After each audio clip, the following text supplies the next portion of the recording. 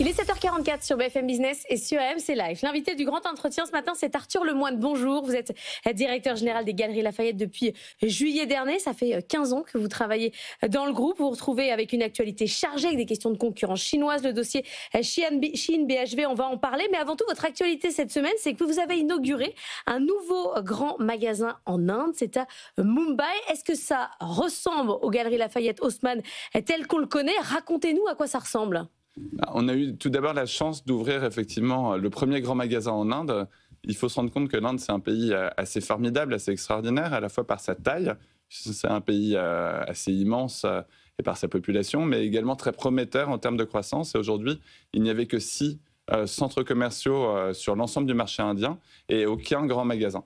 Donc pour nous, ça a été une opportunité effectivement assez extraordinaire. C'est un magasin qui fait 9000 m², qui rassemble l'ensemble des catégories de produits qu'on trouve habituellement dans un grand magasin comme celui du boulevard Haussmann. Mais c'est 3 fois plus petit quand même. Mais c'est 3 fois plus petit. Ça fait grand, mais c'est 3 fois plus petit. Exactement. Mais en même temps, c'est quand même un grand magasin, je veux dire, qui fait 9000 m², donc qui est comparable en termes de superficie à notre magasin de Nice, qui est notre plus grand magasin après celui d'Haussmann, et qui regroupe effectivement des catégories comme celle de la beauté, de la chaussure, de la maroquinerie et évidemment du prêt-à-porter. Avec des marques qui sont locales, indiennes, des marques chinoises, des marques françaises qui vont aller s'implanter là-bas, qui va vendre ? Alors on a voulu effectivement travailler sur un équilibre pour aller à la rencontre de la clientèle indienne qui a évidemment des habitudes de consommation qui sont très différentes de celles de la clientèle française.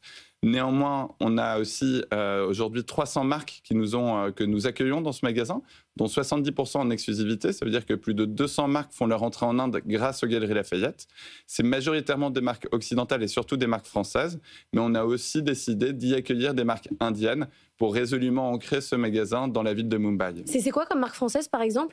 Alors aujourd'hui, on a des marques comme en beauté, comme Dior ou Chanel qui sont présentes, en prêt-à-porter comme Jacquemus, comme Ami ou comme Courrèges. Donc aujourd'hui, on a un éventail de marques effectivement importantes qui nous ont rejoints dans ce magasin. Vous visez une clientèle internationale qui visite, qui est à Mumbai, ou vraiment une clientèle locale indienne qui consomme ce type de produit ? Alors on vise prioritairement une clientèle locale indienne qui consomme ce type de produit. On a eu la chance d'avoir 2 bâtiments historiques des années 20 qui sont au cœur du sud de la ville de Mumbai et qui nous permet d'être à la fois en proximité des lieux de résidence de ses clients, mais également des grands hôtels de Mumbai qui nous permet aussi d'aller à la rencontre de la clientèle touristique qui pourrait visiter cette ville. Ça se fait en partenariat avec un groupe indien qui s'appelle Birla. C'est aussi un groupe familial, c'est la rencontre de 2 groupes familiaux. Exactement. Alors pour nous, c'était essentiel de nous, j'allais dire, allier et de collaborer avec un acteur local qui a une très belle connaissance à la fois du marché et du retail en Inde, mais également de collaborer avec un groupe avec lequel nous partagions les mêmes valeurs. Et effectivement, la famille Birla et la nôtre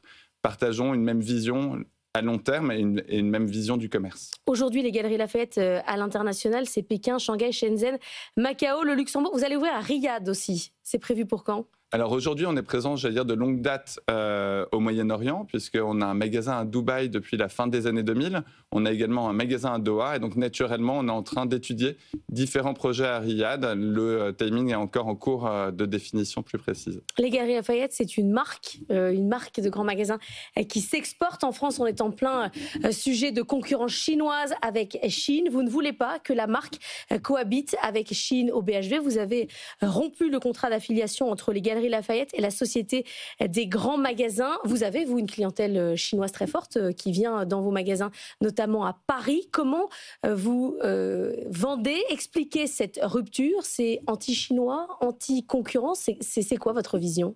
Non, notre enjeu, j'allais dire, ça n'a rien à voir avec la Chine, que ce soit en termes de clientèle, de marque ou de lieu de production. Notre sujet, il est très simple. C'est simplement que la marque Shein est en totale contradiction avec notre positionnement, nos pratiques et nos valeurs. Aux Galeries Lafayette, depuis notre création, il y a plus de 130 ans, nous accueillons des produits, d'une part, qui respectent la réglementation européenne et la réglementation française, bien sûr, mais également qui sont des produits de qualité, des produits créatifs, qui vont de l'accessible au luxe. Et aujourd'hui, on soutient plus particulièrement des marques qui sont engagées également à proposer des produits qui sont responsables, qui sont respectueux de l'environnement. C'est plus de 25% de notre offre qui aujourd'hui est labellisée sous notre label Go for Good, qui permet d'assurer aux clients de trouver des produits avec des hauts standards de responsabilité. Et donc, quand on prend l'ensemble de ces paramètres, aujourd'hui, effectivement, la marque Shein ne pouvaient intégrer des magasins Galeries Lafayette. Et aujourd'hui, la solution a été très claire. On s'est exprimé très clairement dès le premier jour.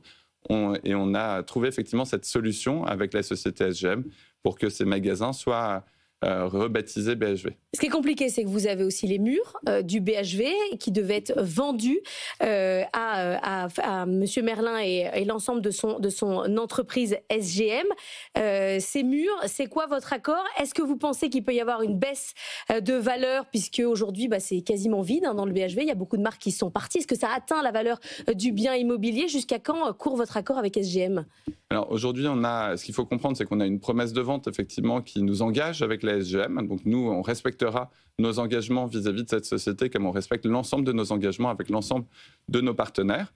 Aujourd'hui, cet accord court donc jusqu'à la fin de cette année et nous sommes extrêmement sereins puisque c'est un bien immobilier qui a une valeur très importante face à l'hôtel de ville dans une adresse iconique. Mais s'il n'arrive pas à boucler, s'il ne retrouve pas quelqu'un pour prendre la place de la Banque des Territoires, qu'est-ce que vous faites? Vous gardez le bien, vous ne vendez pas? Alors, comme je l'ai dit, de notre côté, en tout cas, on est engagé dans ce processus et on respectera cet engagement. Donc aujourd'hui, on ne se positionne pas dans cette hypothèse. Néanmoins, si cette hypothèse, effectivement, venait à se concrétiser, à ce moment-là, on resterait propriétaire de ce bien immobilier qui conserverait une valeur très importante et on étudierait alors les différentes options qui s'offriraient à nous. Il n'y a rien qui presse de vendre, c'est ça, ce bien immobilier? En tout cas, aujourd'hui, le seul élément qui presse, c'est l'engagement qu'on a jusqu'à la fin de cette année. Si effectivement la SGM devait ne pas être au rendez-vous, à ce moment-là, on n'aurait pas effectivement de raison de se presser. Sur le dossier Chine, aujourd'hui, il y a 12 fédérations françaises du commerce et de l'industrie. Il y a des marques aussi qui annoncent attaquer Chine en justice pour concurrence déloyale. Vous participez à ce genre d'action? Vous légitimez? Vous trouvez que c'est une bonne chose? Aujourd'hui, je pense qu'effectivement, différentes instances, que ce soit des fédérations de commerce, que ce soit le gouvernement, que ce soit des acteurs économiques, ont exprimé leur désaccord avec à la fois les pratiques de Chine et leur arrivée au BHV. De notre côté, en tout cas, l'action principale que nous avons menée, c'est celle que nous avons évoquée, à savoir rompre notre contrat avec la SGM pour nous assurer qu'aucun produit Chine ne puisse entrer dans des magasins Galeries Lafayette. Ce qui veut dire, si on vous comprend bien, que dans les Galeries Lafayette, tous les produits sont vérifiés. Bien sûr. Et qu'il ne peut pas y avoir des produits qui sont pas légaux ou dangereux pour la santé. Tout est vérifié. Aujourd'hui, l'ensemble des produits, on a des contrats qui nous lient avec l'ensemble de nos partenaires. On fait un travail de curation, de sélection. Et effectivement, on sélectionne exclusivement des produits qui respectent la réglementation française et européenne. Une très grosse période qui s'ouvre à partir de ces jours-ci pour vous, puisque Noël a été lancé aux Galeries Lafayette avec les décorations, avec le sapin. Comment est aujourd'hui la fréquentation? Est-ce qu'on a déjà beaucoup de monde? Alors, en fait, tout d'abord, je pense que ce qu'il faut comprendre plus largement, c'est que les Galeries Lafayette Haussmann, c'est l'un des premiers grands magasins à travers le monde. On accueille 37 millions de visiteurs chaque année. C'est absolument gigantesque. Il faut savoir que la Tour Eiffel en accueille 10 millions, le château de Versailles 7. Donc c'est vrai qu'on est, j'allais dire, à des niveaux de trafic qui sont très importants. Et la période de fin d'année est évidemment un pic d'activité, à la fois économique, mais aussi de trafic, puisque certains samedis, nous pouvons accueillir plus de 200 000 visiteurs, c'est-à-dire plus que sur l'ensemble de l'avenue des Champs-Élysées.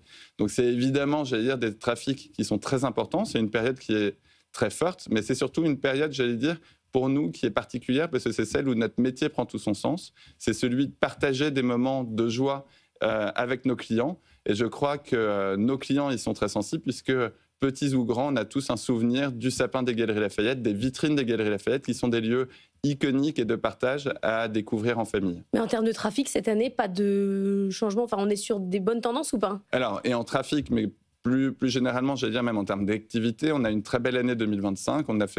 On a réalisé en 2024, on a retrouvé notre niveau d'activité pré-Covid, ce qui était évidemment pour nous déjà une première étape. Et cette année, nous continuons à avoir une croissance forte. Cette croissance, elle est le fruit aussi du travail, puisque nous avons investi fortement ces dernières années pour rénover totalement notre bâtiment principal et l'adapter aussi à notre nouvelle clientèle. Merci beaucoup Arthur Lemoine d'être venu ce matin.